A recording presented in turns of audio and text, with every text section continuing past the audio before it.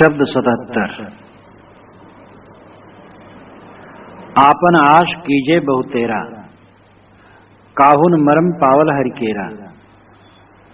इंद्री कहाँ करे विश्रामा, सो कहाँ गए जो कहत होते रामा। सो कहाँ गए जो होत सयाना, होए मृतक व पदई समाना। रामानंद राम रस माते, काहे कबीर हम कई कई थाके। ये 4 पंक्तियों का शब्द बहुत महत्वपूर्ण है। विचारों की महत्ता इसमें है और स्वामी रामानंद और कबीर साहब के अंतस संबंध की बातों का ये ज्वलंत ऐतिहासिक सूत्र है। आपन आश कीजे बहुतेरा। साहब कहते हैं सब प्रकार से अपनी आशा करो। आपन आश कीजे बहुतेरा, अपने कल्याण के लिए अपने ही बाहुबल का भरोसा बहुतेरा सब प्रकार से करो। काहुन मरम पावल हरिकेरा, हरि का मरम तो कोई नहीं पाया, ईश्वर का मरम कोई नहीं पाया। लोग ईश्वर ईश्वर पुकारते रह जाते हो, कुछ होता जाता नहीं। ईश्वर ईश्वर पुकारने वाले कितने हैं, जहां के तहां बैठे हैं। श्रम करोगे तभी आगे बढ़ सकते हो। एक साधारण किसान भी समझता हल चलाऊंगा तब खेत जोता जाएगा और तब बीज डालने के लिए उपयुक्त होगा। ईश्वर के भरोसे वो बैठा नहीं रहता कि ईश्वर हल चला जाएगा। एक ग्वाला भी अपनी गाय को चरा लाता, दूध दो लेता, ईश्वर के भरोसे नहीं बैठा रहता। परोक्ष के भरोसे बैठा रहना ये बहुत बड़ी गाफिली है। ईश्वर की कल्पना बड़ी सुंदर है।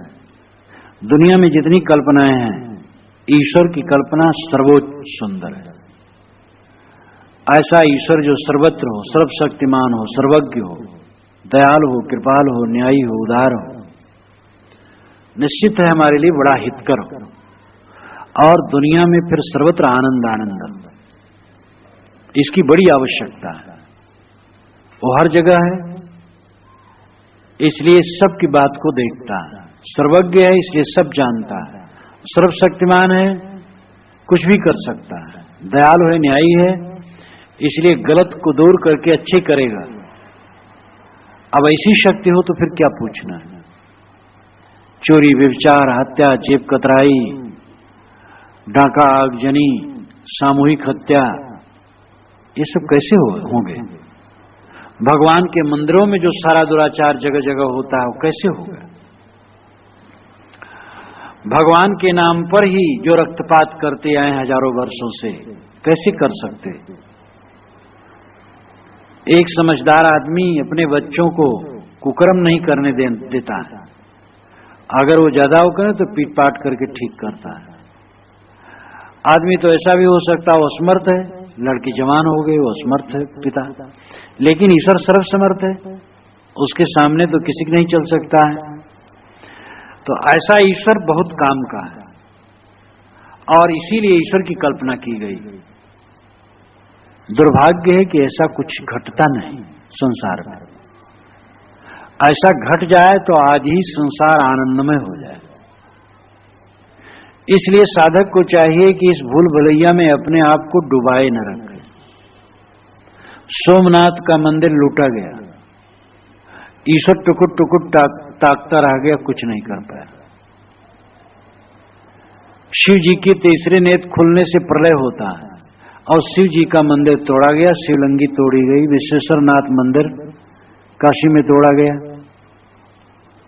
और अनेक मंदिर तोड़े गए। औरंगजेब ने बहुत तोड़वाया। कुछ मुसलमान रजवाड़ी क्रूरता पूर्वक ऐसा काम किए, सब नहीं किए। और मुसलमान ही क्या, मुसलमान शिया सुन्नी एक दूसरे को कत्ल करते हैं, ईश्वर बैठा रहता, कुछ नहीं कहता। ईसाइयों में गृह युद्ध हुआ अमेरिका में, ईसा का नाम लेकर के दोनों फरीक के लोग तलवार उठाते थे सुबह। और ईश्वर का नाम लेकर। ईश्वर के नाम पर दुनिया में जितने अत्याचार हुए हैं, धन जमीन स्त्री को लेकर के जितने रक्त गिरे हैं संसार में, धर्म और ईश्वर के नाम पर भी उतने से कम नहीं गिरे। अब आज पर्यंत ईश्वर मौन रहा, ये दुर्भाग्यपूर्ण है। हमारा पाप का घड़ा जब भरेगा तब भगवान अवतार लेगा, सुधार देगा। ये सब कायरता छोड़ो। सामाजिक सुधार आपको करना है, आत्मिक सुधार आपको करना, कोई भगवान सुधार नहीं देगा। और भगवानों का भगवान इंसान है। गुह्यम ब्रह्म तदिदम ब्रवीम नहीं मान शास्त्रेष्ठतर में किंचित। महाभारत में कहा गया, मैं एक गोपनीय बात बताता हूं, मनुष्य से बढ़कर के कुछ नहीं। ऐसे महान मनुष्य को तुच्छ कहना, अपने आप को गिराना दुर्भाग्यपूर्ण है।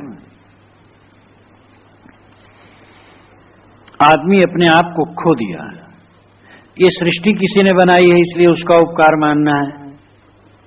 सृष्टि में सुख है कि दुख है, ये हमें विचार करना चाहिए। सृष्टि में तो हम देखते हैं सर्वत्र दुख है, और ऐसी दुखदायी सृष्टि और कोई बना करके हमारे गले में लटका दे तो हमारा उसमें क्या कल्याण हुआ? सृष्टि तो है ही, इस सृष्टि में रह करके हमें करना क्या चाहिए, इस पर विचार करने की आवश्यकता है। ईश्वर ने करुणा करके सृष्टि बनाई कि सृष्ट होने पर करुणा हुई? ये एक महत्वपूर्ण प्रश्न है जो ईश्वर कृष्ण ने अपनी सांकारिका में किया है। ईश्वर ने अगर करुणा करके सृष्टि बनाई तो पहले जीव थे ही नहीं, तो किन पर करुणा की? और करुणा करके सृष्टि बनाई तो सृष्टि तो दुखद हुई, ये तो करुणा नहीं हुई, क्रूरता हो गई। और सृष्टि होने के बाद करुणा की दुखी जीवों को देखकर, तो इसका मतलब उसकी सृष्टि फिर विवेक पूर्वक नहीं रही, जो करुणा करना पड़ा, पीछे दुख हुआ। अब आज पर्यंत करुणा का विषय बना ही है, दुख बना ही है। इसलिए ये सब एक अपने मन को समझाना है। साहब कहते हैं, काहुन मर्म पावल हर केरा। ईश्वर ईश्वर सब कहते रहे, लेकिन ईश्वर का रहस्य लोग नहीं समझे और जिंदगी भर भटकते रहे। और आदमी इस प्रकार अपने आप को धोखा देता रहा। उदयन नाम के एक विद्वान हुए हैं, उन्होंने ईश्वर सिद्ध में न्याय कुसुमांजल संस्कृत में पुस्तक लिखी, बड़ी प्रौढ़ पुस्तक है। और ईश्वर की उन्होंने खूब सिद्धि की है। बौद्ध, जैन, सांख्यवादी, मीमांसक सब ईश्वर खंडन कर रहे थे, तो उन्होंने न्याय कुसुमांजल लिख करके ईश्वर सिद्ध किया। और बहुत दिनों के बाद देखा कि ईश्वर हमारे ऊपर करुणा नहीं कर रहा है, हमारा कल्याण नहीं कर रहा, हम जैसे तैसे हैं।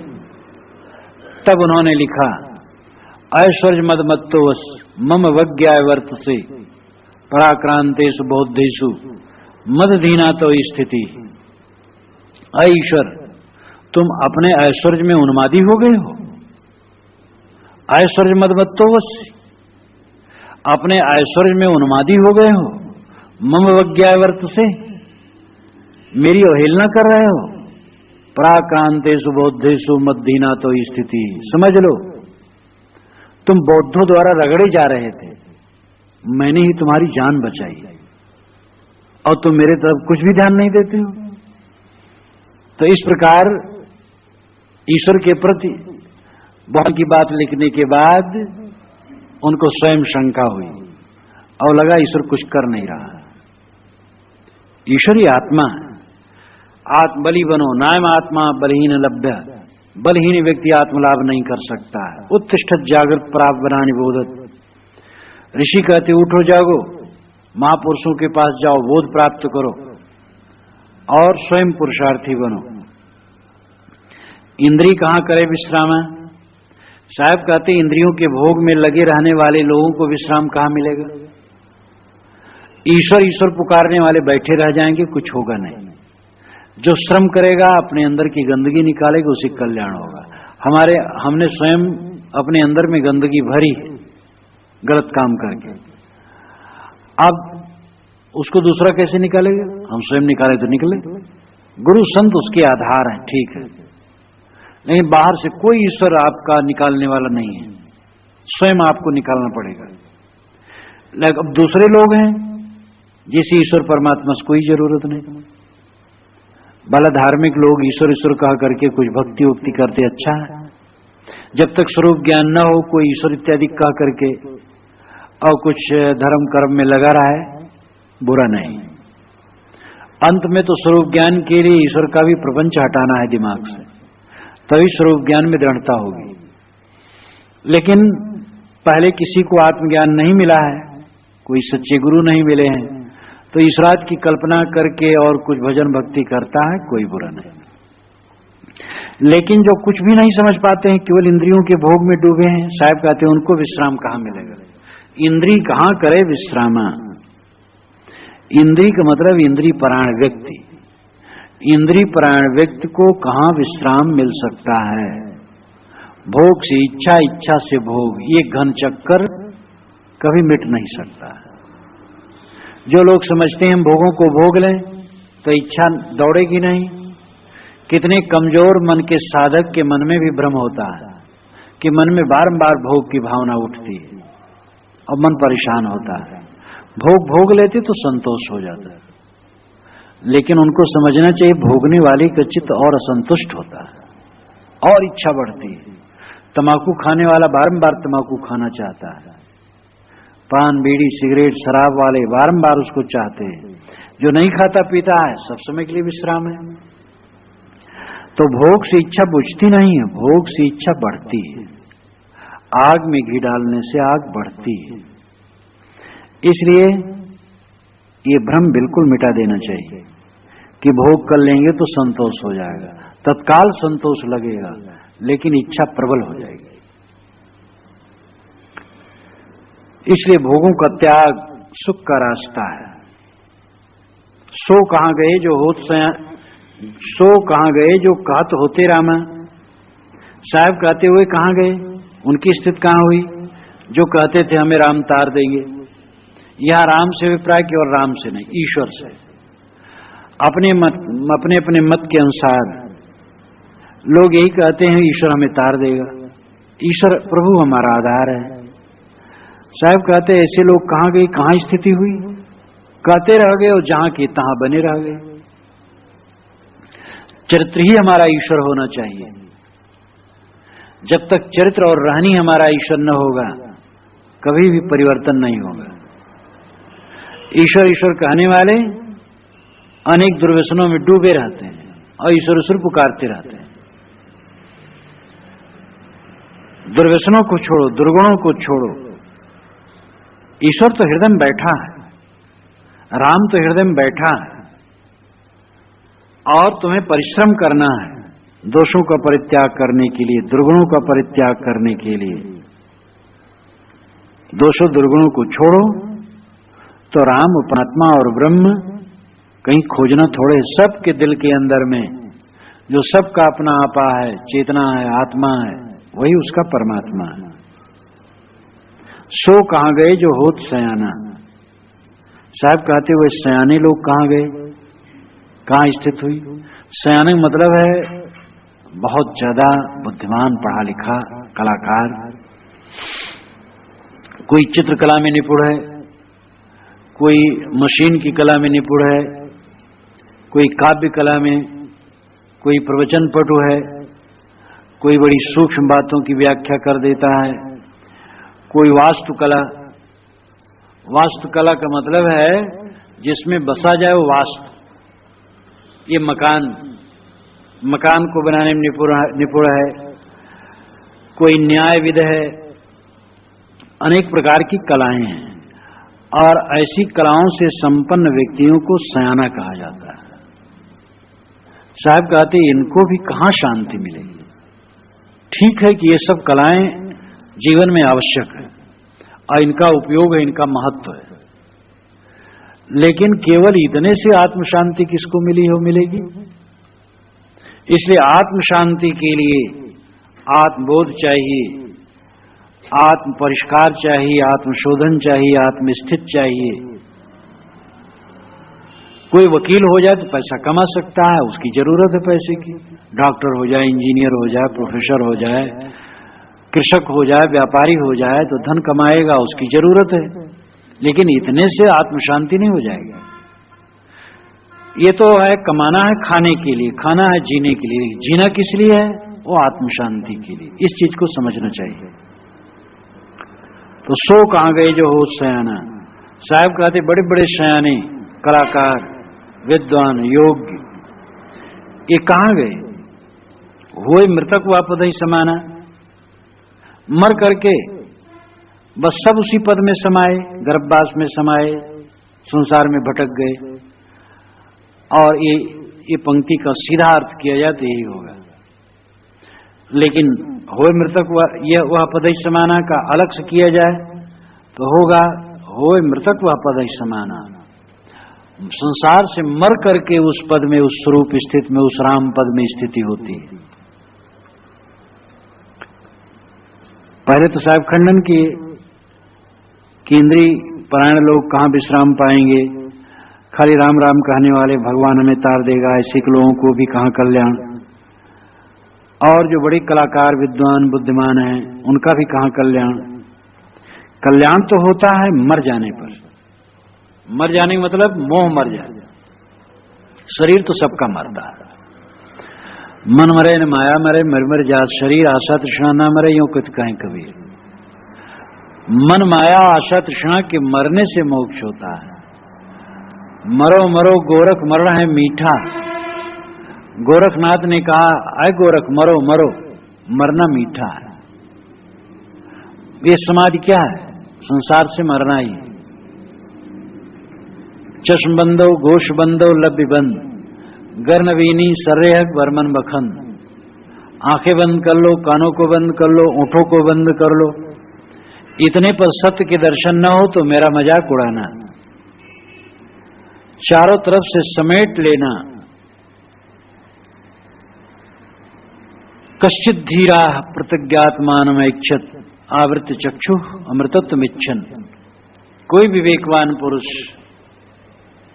अपनी इंद्रियों को समेट करके अमरता की इच्छा से, अमृतत्व की स्थिति की इच्छा से अंतर्मुख हो जाते हैं और वो आत्मा को देखते हैं।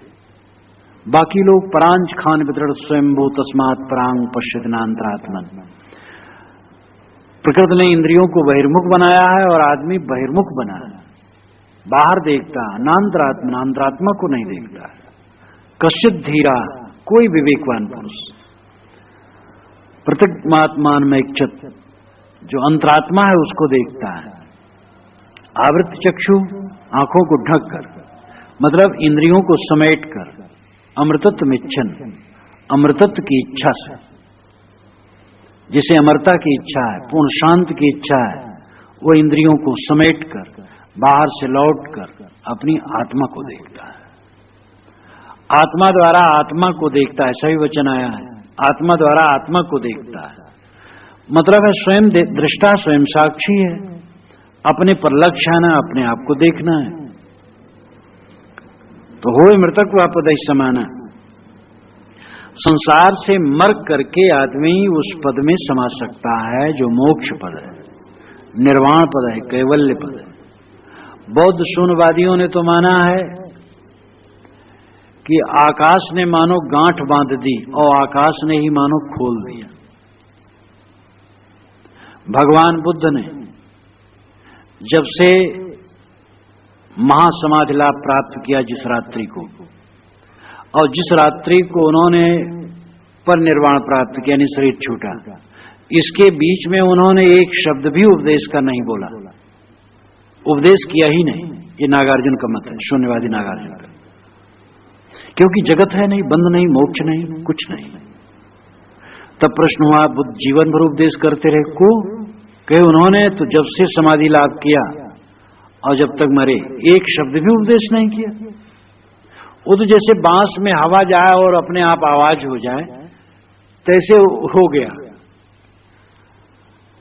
और उन्होंने कुछ नहीं कहा। तो जैसे आकाश अनिर्वाणम ही निर्वाणम लोकनाथेन देशितम, निर्वाण के नाम पर लोकनाथ ने बुद्ध ने अनिर्वाण का ही उपदेश दिया, क्योंकि बंधन ही नहीं तो मोक्ष कहां है। आकाशेन कृतौ ग्रंथि आकाशेन मोचित, आकाश ने मानो गांठ बांध दी और आकाश ने मानो खोल दी। मतलब आकाश में तो गांठ पड़ नहीं सकती और आकाश खोलेगा क्या? कुछ है ही नहीं है, सत्ता ही नहीं है। इतना उलझा हुआ, इतना बकवास है कि हद है। लेकिन जिसको बंधन है वो रो रहा है, कैसे वो नहीं? बंधन कैसे नहीं? राग द्वेष काम क्रोध कैसे नहीं? और जिसको लेकर के भगवान बुद्ध गृह त्याग के जीवन भर तप की, वो झूठा कैसे है? लेकिन अजीब अजीब दर्शन और मत चल पड़ते हैं और उन्हीं जैसी बातों को लेकर के गौड़पाद ने लिखा, स्वामी शंकर ने भी समर्थन किया और उनमें भी वो धारा घुसी। और इसीलिए वैष्णव ने कहा कि ये शंकराचार्य प्रच्छन्न बौद्ध, छिपे हुए बौद्ध और कुछ नहीं।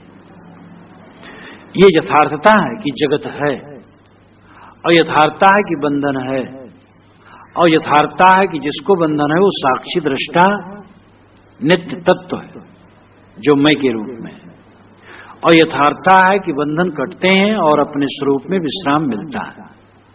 ये बात समझ के, वो बात तो समझी नहीं जा सकती, बेकार बकवास। बंधने नहीं है, मोक्ष नहीं है, संसार नहीं, हम नहीं, तुम नहीं, कुछो नहीं, कुछो नहीं, फिर भी इतना प्रपंच किए डालते हैं। तो यहां हुए मृतक व पद ही समाना का अभिप्राय है, सारी वासनाओं को त्याग कर अंतर्मुख होने पर वो पद में समाया जा सकता है, केवल राम रहीम पुकारने से नहीं, न इंद्रियों के भोग से और न कला कौशल से। वो तो सारे विकारों को दूर करके अंतर्मुख होने से वो स्थिति होती है। रामानंद राम रसमाते कहीं कबीरम कहीं कहीं थाके। कबीर साहब कहते हैं कि स्वामी रामानंद रामरस में माते रहे, मैं कह के थक गया, लेकिन वो माने नहीं। यहां रामानंद शब्द भाववाचक नहीं है, व्यक्तिवाचक है।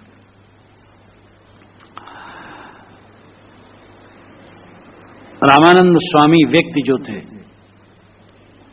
यहीं के प्रयाग में वे थे, प्रयाग में जन्म लिए थे, काशी में पढ़ने गए थे। राघवानंद स्वामी एक सन्यासी मिल गए, उनसे दीक्षित हुए और स्वामी रामानंद नाम पड़ा इनका, और ये महान तेजस्वी पुरुष हुए और अन्य साधुओं सन्यासियों से काफी उदार थे। कबीर साहब उस समय जब स्वामी रामानंद वृद्ध थे, कबीर साहब कैशोर अवस्था को प्राप्त थे, तो उन्होंने स्वामी रामानंद के पास जा करके सीखा समझा। एक किंवदंती है, कहावत है, सभी लोग कहते हैं। जो कहावत है सब जानते हैं, उसको कहने की जरूरत नहीं है। उसमें कितना सच है कितना झूठ है, वो सीढ़ी पे लेट गए तो ये हुआ वो हुआ, ये तो बातें बहुत बना ली जाती हैं। लेकिन ये सच लगता है कि दोनों का संपर्क हुआ और कबीर साहब उनको गुरु रूप में माने हो, कोई ताज्जुब नहीं। महान पुरुष को हर साधक अपना गुरु मानता ही है, किसी न किसी महापुरुष को। तो स्वामी रामानंद कबीर साहब के गुरु होंगे, लेकिन स्वामी कबीर साहब का जितना विवेक बढ़ता गया दिन दिन, 5 वर्ष के जब भई काशी में आई कबीर, गरीब दास अजब कला ज्ञान ध्यान गुण सीर। गरीब दास कहते हैं जब काशी में एक साहब 5 वर्ष के हुए कबीर साहब, तभी से उनमें ज्ञान ध्यान गुण सिर मुकुट था। अजब थे, दिन बीतते गए उनका विवेक जागता गया